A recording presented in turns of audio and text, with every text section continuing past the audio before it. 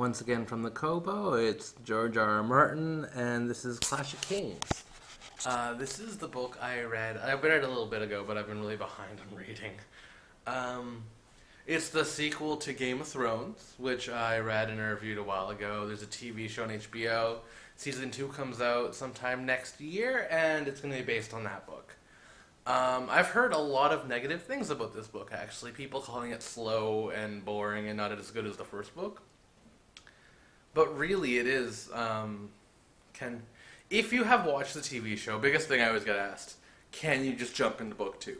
The answer is yes, because they explain enough of the backstory about all the characters that aren't really touched upon on the show, but it's highly recommended to read book 1, because it goes into so much more detail about the families and about the people in it, and just so much more detail about everything, and I highly recommend you read the first book instead of just watching the show, then go into the second book. But it's possible. Like, you'll know every character. You might have to watch the first season again to be like, oh, so that's Davos, and that's Theon, who only appear like 3 or 4 times and don't have any lines. But I found the second book amazing. Basically, it is a kind of just strategic battle armament, like war armies fighting against each other. Really cool. Not as much as Dany as I would have wanted, and nowhere near as much as like Arya and Jon, but I hear that comes in the next few books, like tons of backstory about what's been going on with them.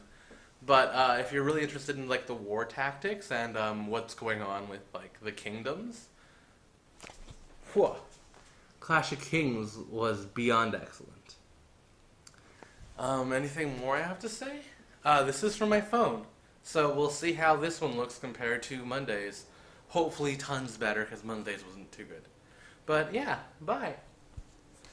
And always awkward as I turn you off now.